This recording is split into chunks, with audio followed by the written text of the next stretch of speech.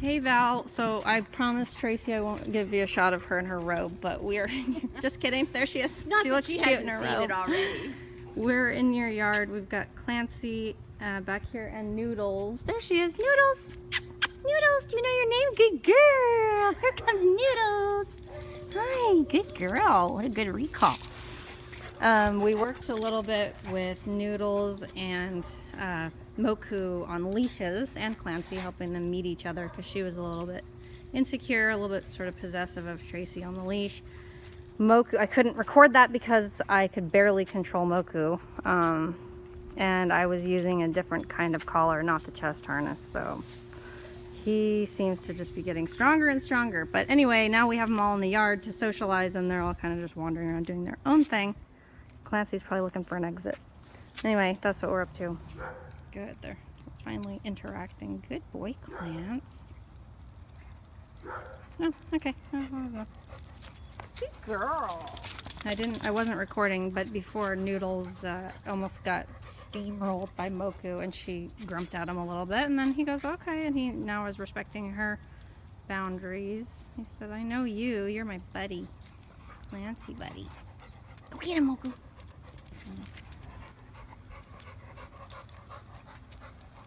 There you go. Good dogs. Oh, they're like ships passing in the night. They sniff for a second and they're like, okay. Here we are on our pack walk. So I have a different type of collar on Moku today. I'm just trying it out. It's called a martingale. And it's much more comfortable than like a chain or a pinch or even a slip collar, because it just acts like a regular collar unless he pulls, in which case, see, this tightens basically. I don't know if you can see how that works, but I'll show you when we get back. He also just took a dip, even though it's freezing. Come on guys, come. Yeah, I just want to kind of see how this works, mostly out of curiosity because I've never used a martingale. I had it on him earlier when we were working with Tracy and Noodles, and it didn't work at all. He was so excited. It was right after right when I was picking him up, so he was so amped to see Noodles and Tracy that he almost dragged me to the ground. Like I just almost had no control. But then I realized the collar wasn't fitted properly. It was too loose, so it wasn't really doing its job. That being said, it still concerns me that I was literally like unable to control him, and I know on the front clip harness it would have been the same way. So gotta keep working on that. So I figured out a way, to have Clancy pull less and to have Moku keep walking, because Moku is just resistant to walking. He just seems like he just does not want to walk much. So I don't know why that is, but I'll have to learn your secret, because I'm amazed that he walks 2 to 3 miles a day. I'm trying to get him to walk, half a mile, and it's kind of like pulling teeth. But anyway, he's attached to Clancy. Come on, guys. So this does a couple things. One, it connects them in a different way. So see how Moku's leash is attached to Clancy. So Clancy is a puller, but because Moku's attached to him, he can't pull as hard because Moku is stronger than I am, and he's got the weight of Moku sort of keeping him back. And also, though, I think it's valuable for Moku to feel, Clancy's energy, because whoever's energy is connected through the leash, they're going to feel the most.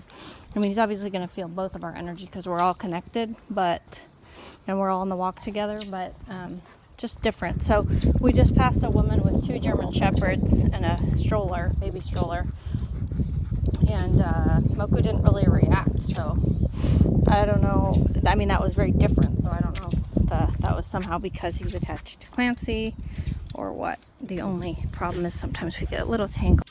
All right, so assuming I can get Moku up from his afternoon nap, we're gonna try something related to Patrick, this. the chimpanzee, is can you infer where the food is using your knowledge of gravity? And I think you'll see how this works, and you will make the inference quite quickly as well. They're going to just hide food in one of those two containers, and Patrick, who can't see where the food is hidden, is going to have to infer where it is, thinking about gravity. So a piece of food is shown to Patrick. He's pretty excited, but he doesn't know where it's hidden. So he very quickly gets excited because he knows where it is, because he knows that. I'm going to attempt to simulate that experiment, but first I have to see if I can build an apparatus like that. So we'll be right back. Try again. Moku, you're doing a great job. I'm just trying to figure out how to do this the best possible. I think he can tell that I have more in this hand than this hand, so that's not gonna work. Okay, take 350. Oh, this is great. No, that doesn't work either. Now I'm hiding it with both hands, and I'm gonna put it into. Put it into my left hand, like this. Show him my hands. He's watching. Now I'm pretending to put it in both.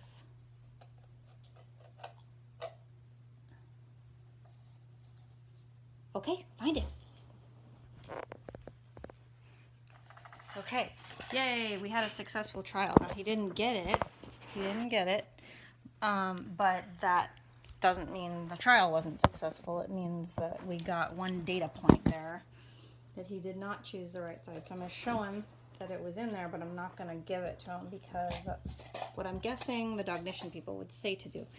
But now we'll try again, telling him that I have it. Now I'm going to switch back to the left this time. Moku, watch. Are you watching me through the mirror? Okay, wait.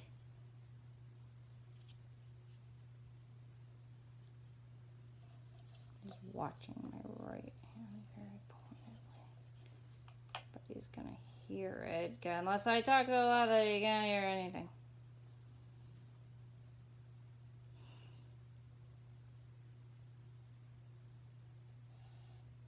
Okay, find it.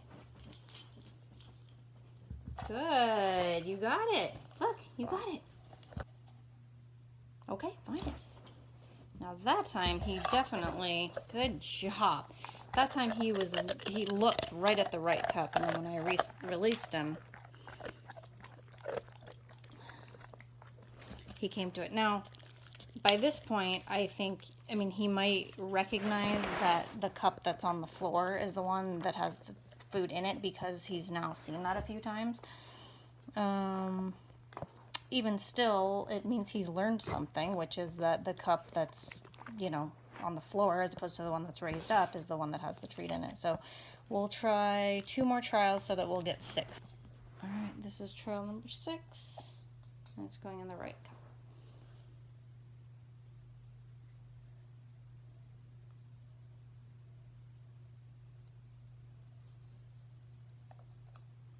Distracting him so that he doesn't necessarily hear the sound coming from the right side.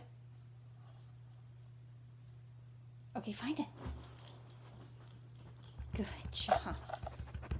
Well, what the heck, bud? You know it's in the cup. What are you doing over there? It must have been a crumb left over in the carpet. Okay. He found it. Good boy. So that was, I hesitate to be on camera because, I look horrible. I need to take a shower. Anyway, the only one he got wrong was the very first one. So it seems to me like he learned right away that the cup on the ground was the one that had the treat in it. So, interesting. Very fun and cool. All right, buddy, we did it. We made up our own game.